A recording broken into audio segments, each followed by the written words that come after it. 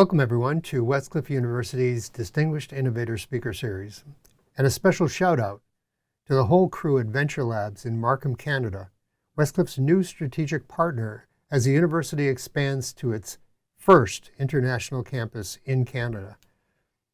Our theme for the Spring Distinguished Innovator Speaker Series is artificial intelligence in education, healthcare, and business. I'm Dr. Barry Sandrew, Managing Director of the Innovation Hub at Westcliff, and your moderator today.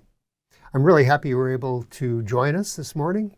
We'll get to Dr. Reed in just a moment, but first I want to briefly introduce Westcliff University to those in the webinar audience who might not be familiar with the institution. Pictured here is our campus in Irvine, California.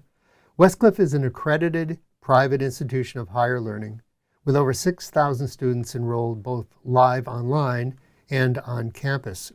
There are 4 colleges at the university: College of Business, College of Education, College of Law, and the College of Technology and Engineering. Launching soon will be our College of Nursing in Corona, California. We also offer a full-stack coding bootcamp certificate and a cybersecurity bootcamp certificate. To learn more about Westcliff, including our awesome undergraduate athletic program, I invite you to visit our website at westcliff.edu, as well as Westcliff University on Facebook, Instagram, LinkedIn, TikTok, X, formerly known as Twitter, YouTube, and Red. And now for our speaker. Dr. Julene Reed is an internationally recognized consultant, researcher, instructional designer, instructional coach, education author with over 25 years of experience in education. She holds a doctorate in educational leadership with a focus on global education. She's an adjunct professor at both Lamar University and Abilene Christian University in Dallas. She's also a co-instructor at Arizona State University. Dr. Reed has authored content as an Apple Distinguished Educator, Google as an Education Certified Trainer, and Microsoft as an Innovative Education Expert. Dr. Reed is a longtime advocate for digital literacy, ethical AI use, and preparing students for a rapidly changing world. She's probably best known for her webinar, Exploring ChatGPT and AI in Education, a paradigm shift for the classroom, where she discusses the implications of AI for education and how it can disrupt teaching and learning. She's outlined powerful uses for AI in education, including assistive technology to improve equity, streamlined workflows, summarized texts, creation of rubrics, and lesson plan development. At Westcliff, as a matter of fact, last year, she conducted a comprehensive forum on AI for our entire staff, and separately for our Board of Trustees, where she transformed generative AI from a potential threat into a tangible asset for the future of higher education. We couldn't have a more informed guest speaker on artificial intelligence in education for our Distinguished Innovator Speaker Series. So join me in welcoming Dr. Julene Reed. Julene, welcome, Dr. Reed. Hello, thank you, Barry, for such a great introduction, and hello to all of you. I'm so glad you're joining us today. This is such a timely topic, and it has been for quite a time. And I'm really excited to be with you to share some thoughts on this. As Barry said, we're excited to have you also talk to us about your thoughts, put your questions in the Q&A, because we want to make this interactive at the end. And I have a lot to share with you, so I'm going to get started. Julene, let me just say real quickly that this is being streamed on Instagram, Facebook, YouTube, and TikTok. So we'll be getting questions from the audience from those sites. Thank you. That's amazing. It's technology. So the future of education with Gen AI, or generative AI, and that's really interesting because who can be the expert and predict it? But I'm trying to do the best I can to think about it, and to look forward, we have to look a little bit back, but I'm sure a lot of you are very fluent in what AI is and the basics of it. So I'm just going to kind of move forward, but he's already told you a little bit about me, but I'm in Memphis. I didn't tell you that. So, but I'm happy to be here with you. So looking at AI in education, I want to share that this is an image that was created in AI. And I have lots of images here that either have a copyright and they're Creative Commons, yes, and they're also, or they may be created in AI, which I have not cited here, but they were done in Microsoft's Designer Image Creator, just so you'll know. So thinking about AI in education, the big picture thoughts I think we're looking at for this on artificial intelligence is that we need to really reframe education for a future with AI that is changing at rocket speed. It's changing every day. And how do we engage our students on the positive uses of it? So we're going to look at that. But we're also going to look about why should we care about it for us and why should we care about it for students? So digital literacy, this is really important. I think they need to understand what it is. We need to understand as educators or business people what it is, and then what the benefits and the perils are. So literacy is important. I think having expertise, personal expertise, is really expressing a large amount of information. So just having confidence and understanding the vocabulary, understanding how you can use it in your business, in your profession, or in teaching and learning. So we're going to look at that. And how do we prepare us and our students for the global workplace of the future? So AI won't take away our jobs. Yes, and AI will take away the jobs of those who don't immerse themselves and understand AI. I think that's the difference. So it doesn't fit everything, but if it does, and there's an opportunity, investigate it and explore it. And then thinking about the ethics, that's a big one as well, a big topic that we'll talk about. And then just knowing this is a new paradigm. Those of us in education who have been here for a while know that we need to reframe it for a long time.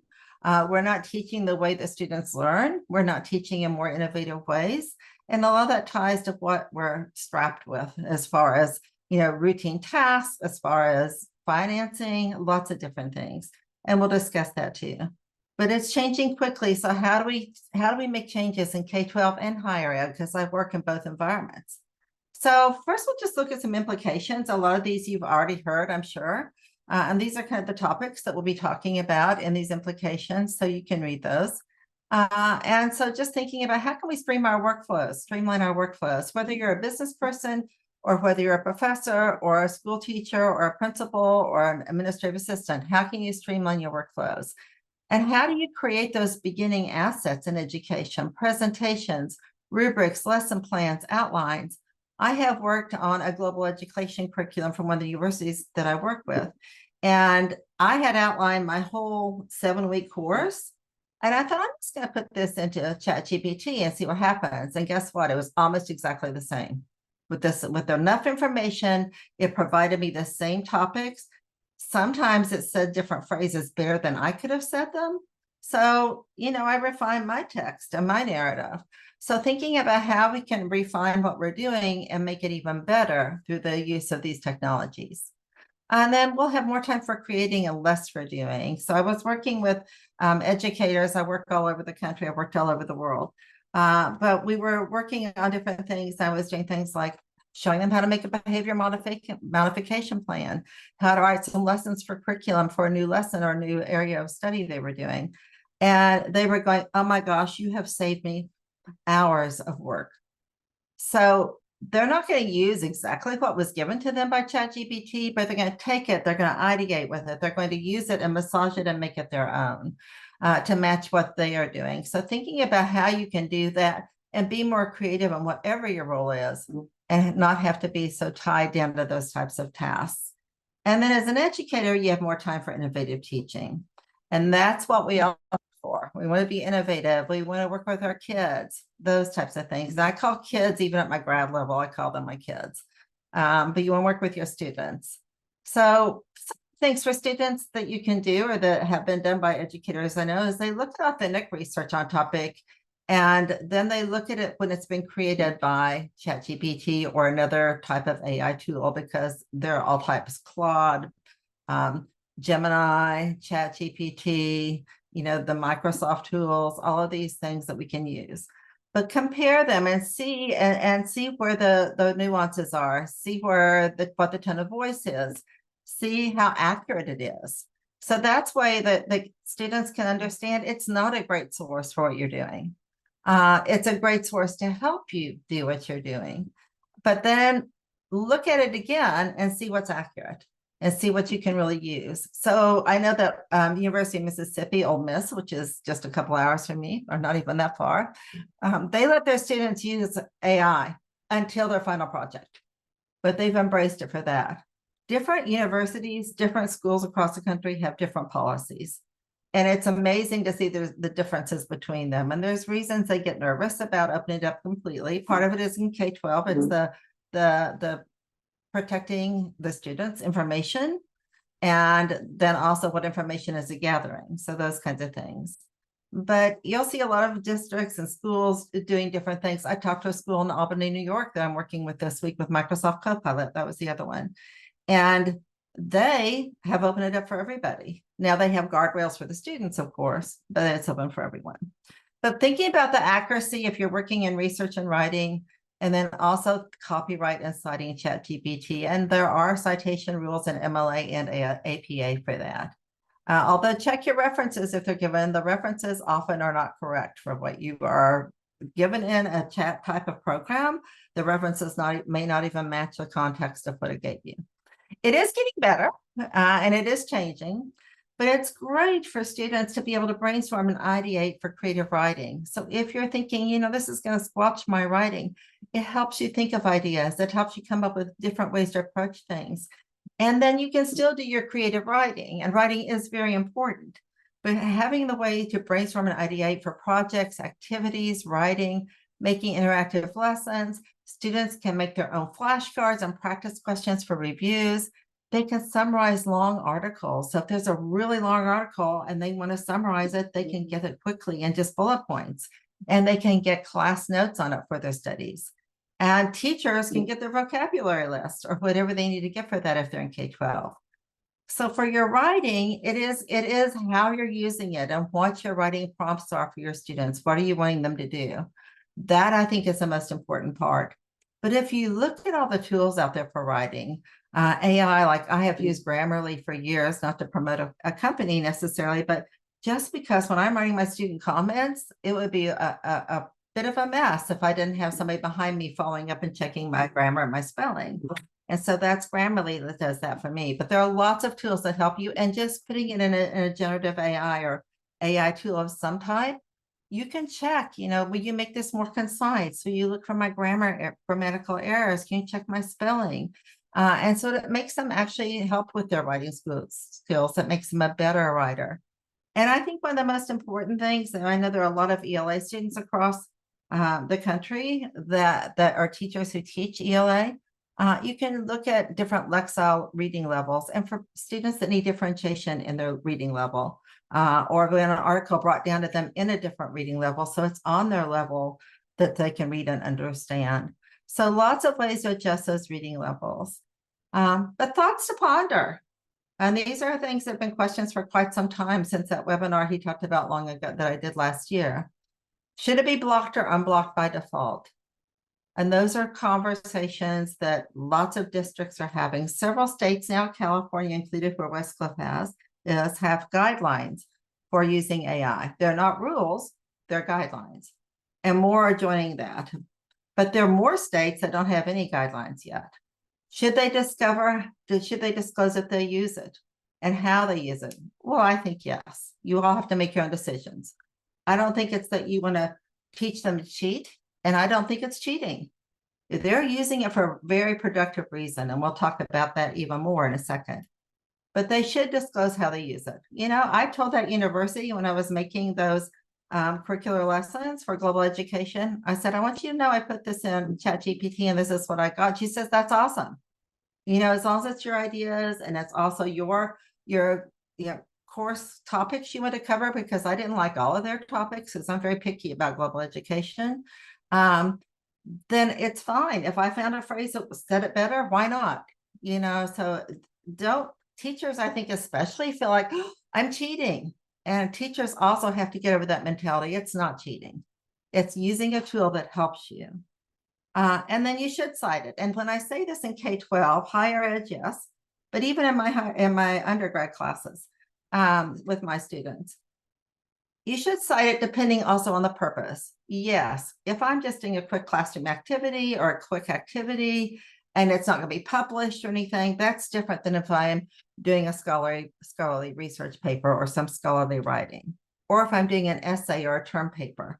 So depending on the purpose is how deep you go with those citations. Okay, take a breath. That was a lot. But looking at copyright, ethics, and bias, I think those are three of the big topics you hear a lot. And those in California, no, with everything went on with the writer's strike and everything that happened out there. Those of us around the country know that too, because it was on the news. But how do you address this, especially with artists? But how, if you're using AI generated images, do you cite them? Well, I did. I told you about them. I didn't put the citation for everyone, which I should do. I ran out of time, quite honestly, because I was in Dallas all week. But how do you cite them? And then where do you cite them? So I think it's important to cite our images and to cite our sources. Just know that what do you do if you take Mona Lisa or an image that was a photograph? This is probably better, just thinking of how old Mona Lisa is. But if you take a photograph that a professional photographer has made and owns that photograph, what do you do if you take it and you mix it up in a image creator of some type with a Gen AI tool? Is that now yours? Do you own it, or does that original artist own it? And that's a great conversation. That's a great conversation that they're even having at the national level in the United States. And should they watermark authentic photographs in some way? So just having those conversations with your kids, and maybe when they cite that, they say original image by, altered or adapted and enhanced in whatever tool they're using. So thinking about how do you keep copyright of music, of artistic works, all those different types of things. And then bias is the other one. And we've looked at that even at the United Nations with a lot of the work they've done. How do you prevent bias in AI? And who or what determines that? Because if I go in and say, I'm going to fix this bias, well, now you have my bias. So who is setting those and how are those parameters being set? So I think that's really important. So there's a lot of information packed in here, but they're just thoughts and conversations about this. I know that recently one of the top technology companies, I'm not going to point them out, you'll probably know who it is, had to pull back their image creation because the images came out with some images from Nazi Germany and swastikas, and others came out with all females teaching and no males, just things that were biased unintentionally, but they were biased and they didn't show a good population. And today, if you do images, you won't probably see a modern classroom. If you ask for that, there's still desks and rows, the old wooden desks. So thinking about that, but GPT and other tools like that, these are not credible sources in academia as standalones. Their references don't always match the content. We talked about that, but they're awesome tools to use for this. And sometimes information in AI and generative AI is just wrong. We call it hallucinations. I don't know the answer. I'll just make one up. So you have to be aware that it's not, don't take it as truly true. It's just the results of the algorithms it's pulling in and not facts. So thinking about equity and inclusion, and we're going to talk about different kind of equity in a minute, but if you think about equity in education and thinking about inclusion and thinking about students with disabilities, adults with disabilities, and learning differences, how they can more effectively express themselves through text or voice using AI capabilities and tools. We used to have to type in our prompts. We can use our voice now to put our prompts in. So really is an effective tool, a hugely effective tool for equity and inclusion. And then also thinking about assistive education opportunities. So this little thing you're seeing here, this glove with the circuit, when someone is signing because they are unable to speak, if I had my phone up, I could also see on my phone what they're saying at the same time. Look at the language tools. If you're using language tools traveling around and you're pulling up your Translate app, that's a type of AI. If you're using your phone in a search right now, if you do a search in a Google search, it's an option for an image. And I think Microsoft may have that as well. If you do an in Bing, but if you do an image search, you can pull it up and maybe you're searching in your app. Wouldn't it be nice to be the Notre Dame right now or the Eiffel Tower? and you hold it up and it's going to immediately give you information about that building, historical information, websites, all types of things you can learn, or it can tell you where somebody made the rug in your other room was made and where you can buy it again. So lots of ways to use that, but thinking about how it can support physical limitations and special needs opportunities. Some education concerns are out there, and we've addressed a couple of them, but I know that privacy is one of them, and we'll talk more about those and that in just a minute. But we can talk a little bit here, like who owns that information? We're seeing what's happening with TikTok, and are they going to ban TikTok or leave it open? And because all the data that's being sent to supposedly to other countries, and we know which country. Non-discrimination, autonomy, surveillance. It'll be at the point now where at the airport in a few years, you won't have to really go up to TSA and hand them your passport, driver's license, or ticket. You'll walk in, facial recognition will know you. They took my picture again in Dallas yesterday as I signed in, as I went through TSA. They will know you. They already know where you're going, what your flight is, all that information. And it'll be like the old times when you just walked into the airport. But they're watching this. And in China, they're already doing that. They can identify people by facial recognition when they're walking on the street.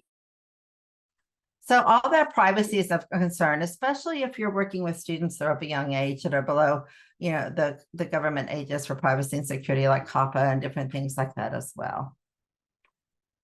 Other education concerns, and we hear this one all the time, cheating. And we talked about, is it cheating? And teachers, like I said, feel like they're cheating.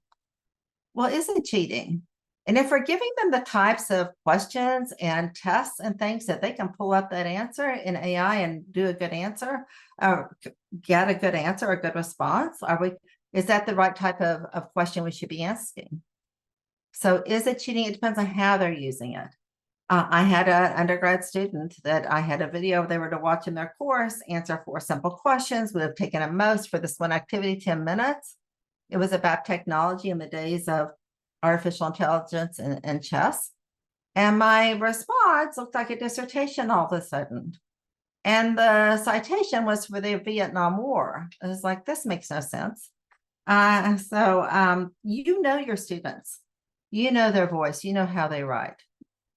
Having the opportunity to work with them and understand them and give them the good ways to use it will take away that cheating.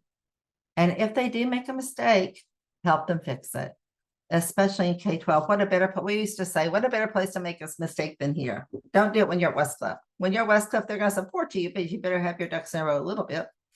And then creativity, it opens up the doors for creativity. I can get all kinds of ideas on ChatGPT. I can make all kinds of images. And if I make, I love this conversation. If I make a really creative image in an image creator with Gen AI, is it art? There's an artist in New York that has amazing art that's all done with Gen AI. So it does open creativity. It takes away the roadblocks that block creativity because of more mundane tasks and things that we have to do. Now we have time to be creative. And it improves your writing skills, and we can still do creative writing, problem solving. It helps with that, critical thinking, all those things that people are concerned with. Really, it benefits those if they're used correctly. Data security and privacy. And I was with an expert that does global work this weekend. And when I was in Dallas, one of the gentlemen owns a company that does global work on data security and privacy. And it was interesting. He said the insurance policies for them have gotten so expensive, you're better to invest your money in recovering your data later almost. But, this is a big concern that we have to watch and keep guardrails up and look at, don't just, we all click, I'll accept this. Yes, I agree to your terms. Yes, I read them. Maybe it's time to read some of those terms. And maybe you need to really understand what they are gathering in the data so that you, even in your own life, are being secure. But AI as a solution is amazing. So I've done a lot of work and around the world, and I'll talk about that when I talk about the next part here, but I forgot this was here first. So looking at this AI solutions, we are seeing so many teacher shortages. When I was in Dallas, we were talking about across Texas. Many teachers aren't certified because what they are doing in Texas to bridge that gap of not having enough certified teachers is they're bringing them in and then helping them gain their certification while they're there. Teachers are burned out. You know, to get a teacher to stay 5 to 7 years is like a very low percentage anymore. So if you can reduce those tedious tasks and give them the opportunity to work with students more closely and be innovative like they plan to be, then that's great. Personalizing learning and education so that anyone, not just students, can learn 24/7 anytime they need help. They have that help just through an AI device, an AI tool. And I talk a lot sometimes about cognitive load. We have so much cognitive load in our brains with everything that's going on. We don't have time to be creative. So if this can help reduce that cognitive load and give us those opportunities, that's great. Giving that timely feedback. We talked about differentiation, opportunities for collaborating together on different things. We'll have more for that, which is a key skill in the workplace. We work in teams, we work with partners, and in education. And having different perspectives and related opportunities for additional learning. Like I may have my perspective, but all of a sudden I'm getting other perspectives and I want to learn about that. In education and in business, rapid database feedback with large language models and large data collections can improve student performance, develop strategies and learning outcomes, but it can also help you analyze the market and make predictions. And that's in my business section in a second. But healthcare is amazing, what they can do with that, with your diagnostics and your treatment planning. Looking at the global supply chain optimization and management, that's really interesting because they can look at weather patterns, see how to fly from FedEx in Memphis to take what flight path they should take. All different types of things with global supply chains, cybersecurity and threat detection, climate change, a topic of my own interest, and environmental monitoring. And then AI for good. How can we use this for, I saw this phrase, computational action, but for social impact. So lots of ways AI can help. And in the professional world, because I know some of you are in the professional world, this is that rapid data analysis. Looking at those trends and patterns and predictions, analyzing the markets, and using AI to guess that. That's a good one because who knows what our market's going to do from day to day. Manufacturing and automating routine tasks. We've seen lots of different people at different types of factories being laid off because AI is taking over their role. Yes, and now we need to train them in ways they can use AI and be more productive and more meaningful work. So it doesn't mean they're going to lose their ability to work or be employed. We just need to shift that. And then scientific studies and field research. So I've worked with Goodall in Africa. I work with polar bears in the Tundra with Polar Bears International, and looking what we're doing with field research and the polar bears in Africa and Canada and Manitoba at Churchill in that area, and seeing the difference we've made with monitoring polar bears and how they move around as they're searching for sea ice. Lots of changes there. Coding and programming, innovation in products and services, and personalized medicine. So just so many ways in business. And I'm sure many of you've heard this story, but there was a 4-year-old's mysterious disease that 17 doctors, this is from ChatGPT, this text, but it's accurate. 17 doctors failed to diagnose it correctly. And so his mother used ChatGPT and put all this information in, and it was correctly diagnosed. So sometimes we just need that other voice to help us, that other person. We're always better as a team, and ChatGPT can be our team member in some ways. So some considerations. I think this is critical, and Barry and I talked about this the other day, and it is important. I was working with a group from California last week about this. Prompt engineering. It's an essential AI skill for digital literacy and for fundamental AI competency. So in the old days of technology, before I went straight into education, I graduated and then I went to work for a computer company. And maybe that's why I like this stuff so much. But we used to say garbage in, garbage out. If you don't put good code in, you're not going to get code out. That's a value. So the same here. When you put a prompt in, you want to be as specific as you can. You want to give as many details, what voice, what style you want. If you want to be formal, informal, you'll get a response, and then you'll keep refining that. So I was writing a description for a presentation I was doing in California, and the person who asked me said, use ChatGPT, so what they come up with. It was really good. I had to change it, but it was really good. But I had to keep massaging it or giving additional prompts to it. But it's a competency that's fundamental that we need to be teaching our students and our educators and the general world. So there are a couple that have been used in education. Dan Fitzpatrick, who wrote the AI Educator, has his framework, which is called Prep and Edit. So he talks about give it a role of voice, be explicit, set the parameters. And then when you get it back, evaluate it, determine its accuracy, corroborate it with the source, identify the biases and misinformation, and then transform it to reflect adjustments and new findings. So that's the prompt and edit. There's another one here by AI Education. They call it's their 5S model. So you can set the scene, then be specific, simplify your language, structure the output. Do you want it in 5 points? Do you want it in 3 paragraphs? Do you want 7 weeks of lessons? Structure that output like you want it. And then share feedback. So when you get that, ask them to refine it to meet your needs. So those are the types of things. If you haven't used it, which I assume most of you probably have, it's just a simple type in a prompt, just like you would type in a text message and you get a response. So for those of us who are involved in research in the higher ed field, those of us, and one of the people I was with this week was so excited because they're in a grad program, and this is going to help them identify research for their lit review. There are research tools out there that can really help, and even for the students in secondary school. So I'm not going into these. Many of these are new, but there are more than just these. So you see the names on the screen of the ones that I listed, but they can help you curate scholarly research. What you would take, really search and find and pull out, it'll give you the whole list, a whole list of them, as long as you put in good prompts. It'll curate them. It'll summarize articles. It'll tell you about what the results were if you want. It'll synthesize the key information. It'll give you citations if you want. It'll tell you how many people cited it, what other articles were referenced or cited in that research. And it'll identify where gaps are in the research on that topic. So thinking about how that can save us time is as in higher ed and for our students to find the research they need. And use it. It's like the days of calculators. Why are we using a calculator? We should all do math by hand. Well, we can do it this way. We can go out and find every individual one. But once we get this list, now we can go out and analyze them more deeply. But at least we have that first list to start with.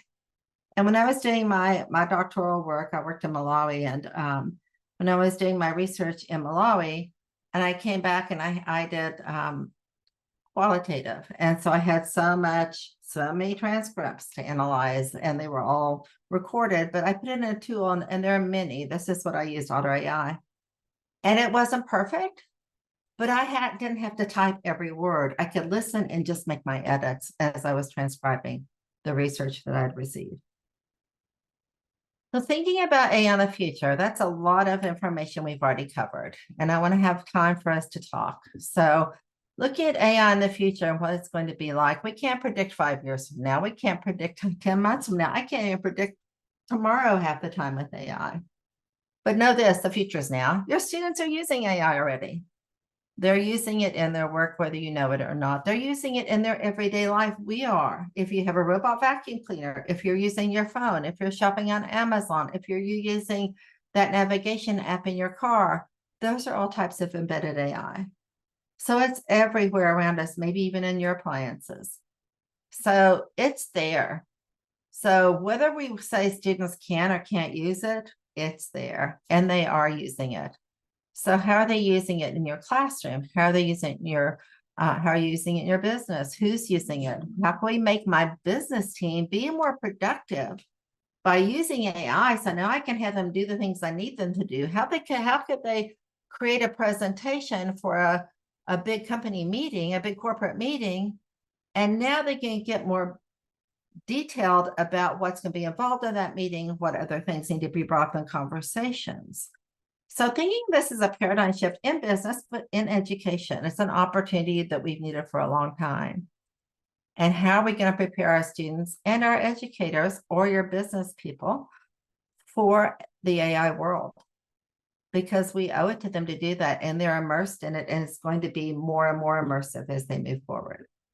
And the other type of digital equity I want to talk about, and this is really huge as someone who works globally, because it's close to my heart, is do they have access to technology?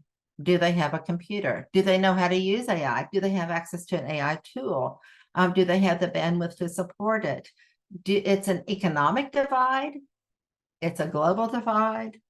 And to make it opportunistic for all people around the world to be able to get into the workforce of tomorrow, we need to be able to provide AI training and education and resources to all students and to all adults, because there's a huge adult population out there too who doesn't know how.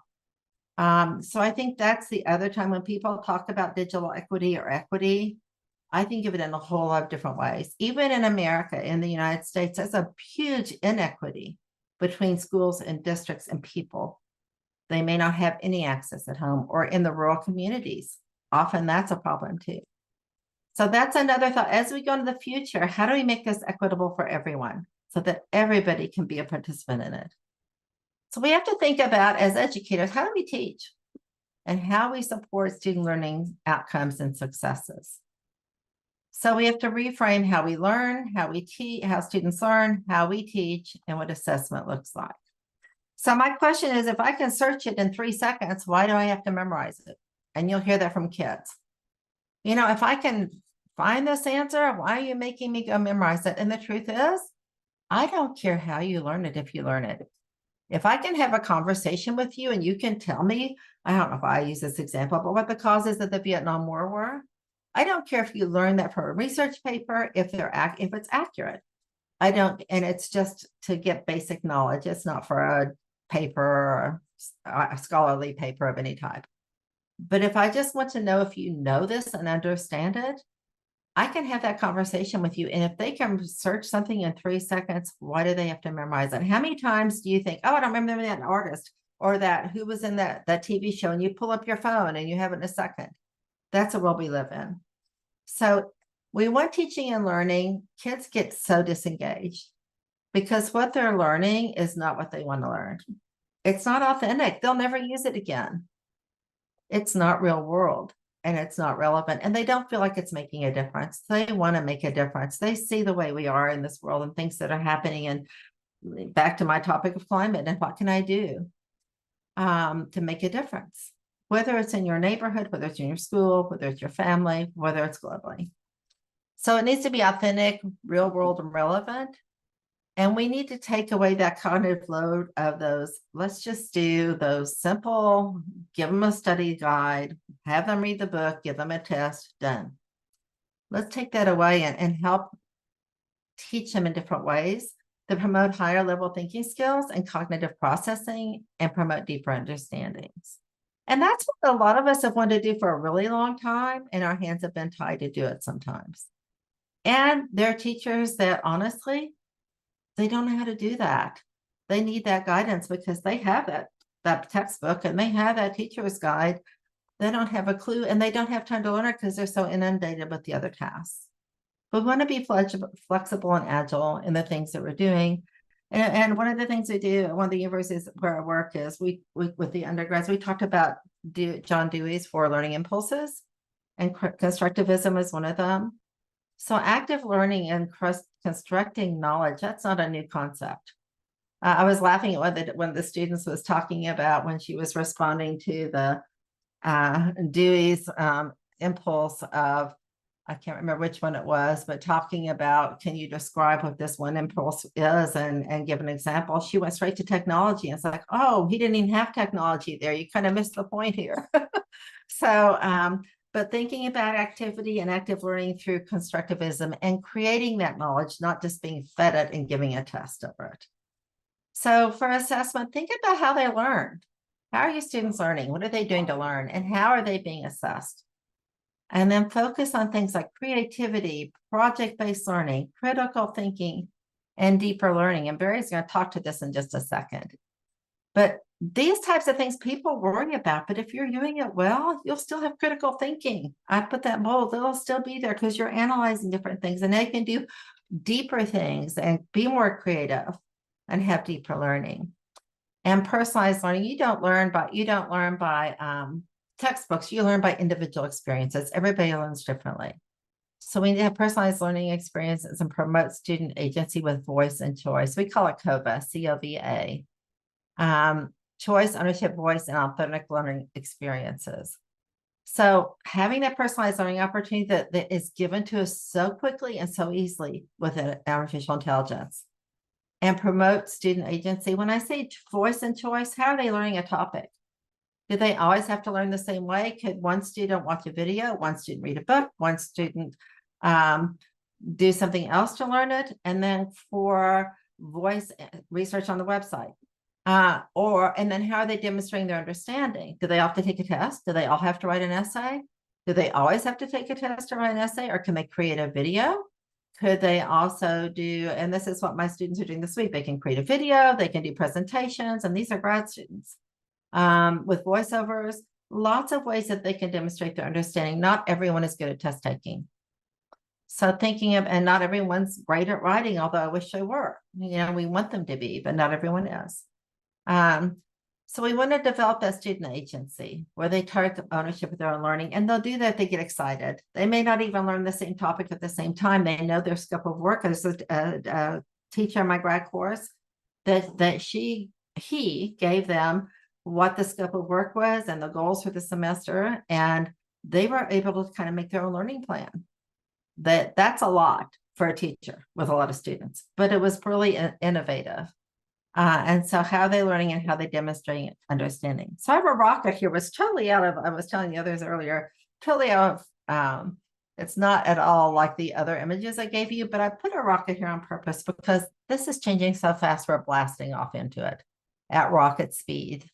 We're all heading out into AI, and as we want to think future forward, but we can't tell what the future is.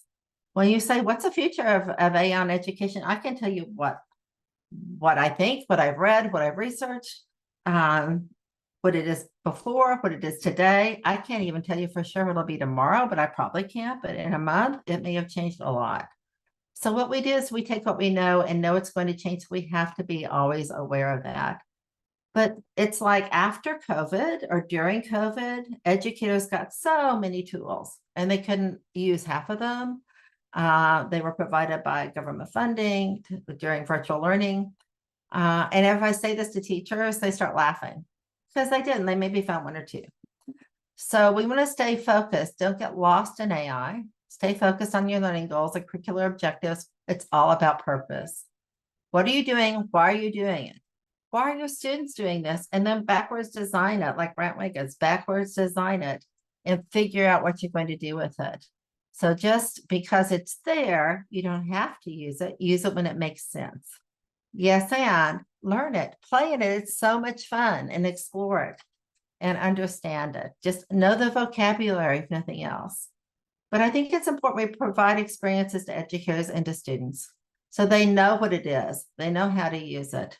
They may not use it as an expert, but it won't be a different language that you're speaking to them when you're talking about that. And I think for educators who have not been involved in AI, just to walk out of a room going, I know what AI is now.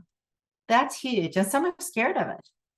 So that's a huge first step. But when we're doing policies and tools and instructional strategies, we have to be flexible and agile because AI is changing so fast. So you may make a policy today in your school district or business, and tomorrow it's going to be, you're going to have to adjust it because everything changed. So just know you're going to have to be flexible and agile.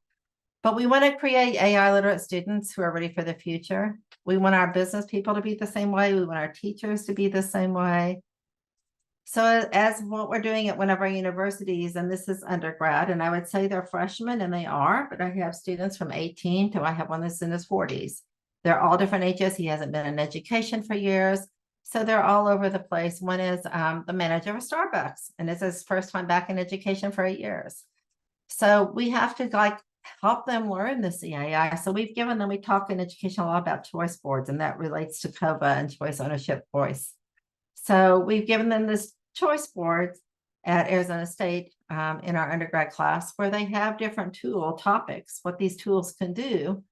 And so they can say, oh, I want to learn a presentation tool, or oh, I want to learn how to make music with AI, or whatever it is they want to do. And then they click the square. They are given different tools with a summary of each tool and a link to it. So what their assignment is, and this is actually what they're doing this week in my class, is they are to choose the tools they want. They have a choice. They can select 3. They must select 3 from any of the options. It could be 3 in music. I don't care. But they have to select 3. They create an artifact and they share it. And then they write a reflection on it. So that's just giving them the choice, but it's getting that basic understanding. And they're like, I didn't even know this could do this. So as we reframe, and I kind of wrap up this part so we can have a discussion. But before I do, Barry, I said I was going to let you talk about assessment. Before we go to the next part, you want to talk about assessment? I apologize. Yeah, I wish we had another hour actually, because I got so many questions here. But you know, we've discussed between us that I don't think there's any industry that's been affected as profoundly as education, and that's probably one of the reasons is because it's forcing us to question our most basic values. You know, what is human, frankly, and one of the issues that we've been discussing is plagiarism, cheating. There's one person who had a question on online. They used to use Grammarly, but because AI has become so topical now and so such a hot topic, that it seems that the plagiarism detection tools, like Turnitin or whatever, detects that. So now they're not even allowed to use Grammarly. That's interesting. The question really comes down to, is it more important to detect cheating and plagiarism, or is it more important to assess whether students have achieved their learning outcomes? Well, the answer from my perspective, without even a second, is achieve learning outcomes. And I will tell you, one of the tools you mentioned, it wasn't Grammarly. It was Turnitin. Vanderbilt University, where one of my daughters went to school, had used Turnitin for quite some time. And what they found with Turnitin is that as many students' work were found to be created by ChatGPT, as those who were authentic and done originally were found to be generated by ChatGPT or AI when they weren't. So they discontinued it. So there's no tool for this, not really, that will do this. No, there isn't. And at Westcliff, we've been working on trying to create an assessment tool that's also a great pedagogical tool as well for learning, besides just checking to see whether the students have actually learned anything. We call it the Socratic metric, and we're doing some beta testing on it now, and I think it could resolve a number of these problems. But you know, the whole stigma associated with AI, it is hurting a lot of people. For instance, one person just raised a question. Their son has ADHD and moderate OCD, and if there was an active AI assistant that would keep him on track, it would possibly keep him more engaged. However, there's a stigma. Because of the stigma, he's not allowed to use it. He wouldn't be allowed to use it right now. And I'm wondering, I mean, this requires a huge change in educators' whole perspective on how to educate. Wouldn't you agree? I do. And you know what? That kind of leads, that's a good segue to the ending of this. And then we can spend the rest of the time on questions, if that's okay. Sure. So if I share this again, and hopefully you're seeing it, how do you make that lasting change? And this is the frustrating thing I think that educators have, and I'm frustrated for them that they can't use the tools they know they need. And how do we make that change? And I think it's that it has to come from the education policymakers at the top first. And are they educated in this? Who's making those decisions? And then leaders have to reassess that government funding, because much of what superintendents are tied to is test scores. And is that what we should really be tied to? And then how do we make future forward education strategies? And the top down is needed, and then those grassroots changes can take place. So for that student and who can't use it, it's getting them to understand why that's needed and why it's beneficial. So this is the ending. It's a new world, is changing rapidly, and it's our obligation to prepare our students for success in this new frontier. And we have 3 takeaways, and then that's really all I have for you. And we can go back to questions. AI can help provide students with support for more individualized constructive paths for a higher level learning and deeper understanding. And I don't look at it as plagiarism, Barry. I really don't. I think it's just one more tool in our toolkit to help us be better at what we're doing and to learn what we're learning, however we need to learn it, whether we need more assistance because we have a learning problem that's going to require that. Why not? Educators can focus more on innovative teaching and student relationships using AI for those tasks. And then we have to provide them to be ready for their future. So I've given you, and then I'm going to stop sharing, but you can look at the United States Office of Ed Tech. They have an AI guide, their insights and recommendations. UNESCO has one focused on ethics and artificial intelligence, and ISTE, the National Society for Technology and Education, does as well. So now I'll stop and we can all talk. Great. Thank you so much. That was great, Julene. I really appreciate it. I'd like to point people to a couple of sites. One is the Wharton Interactive. There's a professor, Ethan Mollick, that has a number of different tools that could be used for education that are free, and you might want to take a look at them. I'm talking to the educators out there. University of Kansas did a study and determined that 55% of the time of an educator's time is spent doing admin work. I mean, at this point in time, what a waste of time that is. They should be actually in front of the students, actually talking to them. And lectures really are becoming outdated. We're talking about a more personalized method of pedagogy, aren't we? Absolutely. We each learn differently. We have our personal way of individually learning. And so when we're fed information in mass and expected to memorize it, it's not going to be the best tool for me. It's not going to be the best way I learn or the best way you learn or the best way our students learn. So we need to be able to personalize and individualize. Absolutely. And another thing that I've read recently was almost, and you can probably think of somebody, almost every adult knows one teacher that influenced them positively. Look at, athletes. They have someone who influences them, artists. And that personal relationship is always going to be primary.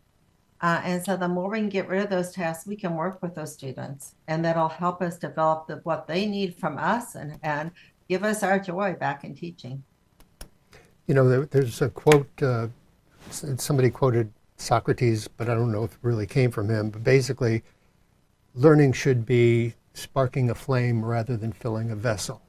And it's squelching it now. And I can't see a better tool for that than AI, generative AI, for sure. Don't you agree? Absolutely. I totally agree. Other Yeah. questions we have? The biggest question is, there are still schools out there that are banning this. I mean, and I know you're promoting it not only for higher education but also for primary education as well in high school. How do we turn this around? Well, one thing you said reminded me that I read an article lately about scaling it. So AI means different things to young students than it does to middle school students, to high school and higher ed. So you do have to scale it. Maybe they're not really using it when they're tiny, but they're using it later. But I think ensuring that data privacy and security has got people scared. Schools and districts are scared at the K-12 level because of the guidelines for 13 and under 13, that it's a legal issue. And so they're really, until they know more, they're just saying no. And yet there are schools like Albany is totally embracing it, for their teachers at least, and embracing it, with guardrails for their students. So you have to educate first. The policymakers, the superintendents, the government, everyone needs to understand it and be educated. Those guardrails need to be built in for different populations. Yeah. And then that needs to be personalized. What one's going to help me? If I'm a corporate person, what one's going to analyze my data here and give me insights that I can tell what's happening in the market, or I can tell what my next strategy should be business-wise? I can see we're going to get to a point where every child in grammar school is assigned an agent. Can you see that? And that agent is going to follow them through life, not only in terms of their biometrics, but in terms of their learning and everything else. That's pretty futuristic. I can see it. I don't know if I'm falling through their life, but it could be. And you know what? If I need help, but my teacher is busy, why can't I get my help right now? This person can help me on this, and they give me an example. So, yeah, it's interesting. All the things we grew up with, or I grew up with novels, and having our watch we can talk on, and 1984, and Big Brother watching us, and that's happening. And having you don't know the pain or the joy of being tethered to the wall with a cord on a phone, compared to how we are now. Yep. So, I mean, it's changing very quickly, and but for students to be able to get quick responses, and it's already there with those chatbots. Yeah. Nothing's more painful than calling and getting online with a chatbot for a corporate entity or a store. So it's like, how many times will you say representative? So it's really painful. So, but it also has some there are times I can chat and get my answer and not have to talk to someone if I don't feel like it. Right. Julene, I really appreciate you being here, and thank you for this presentation. I think it's incredibly informative. So I really want to thank you. Would you stick around for a second? We're going to announce who we're going to be talking to next month. I'll be happy to do that. As I mentioned in the intro, next month we'll be looking into the groundbreaking work being done in healthcare by Naveed Alipour, founder of CureMatch, a San Diego company at the intersection of AI and medicine that's personalizing cancer treatment by matching chemotherapy with the molecular structure of a patient's tumor. And he also is founder of CureMax, which uses machine vision, a subset of AI, to enhance the diagnostic value of mammography for improving the ability to detect breast cancer and potentially detect cardiovascular issues as well. I'm looking forward to delving into these topics with Naveed and explore other leading-edge advances that AI is bringing to medicine. I want to introduce purposefulbuying.org to you. It's an e-commerce company that was built and is entirely managed by smart capstone students here at Westcliff University. The platform sells premium Nepalese products, with all proceeds going to Pahar Trust, a 30-year-old charity that's building schools in many of the most remote, earthquake-prone villages in Nepal. So check out purposefulbuying.org. April is Volunteer Month. Keep an eye out for opportunities to make a positive impact in your community and beyond. Together, let's create meaningful change through volunteering. I want to thank everybody for coming today and attending this webinar. Thank you, and goodbye.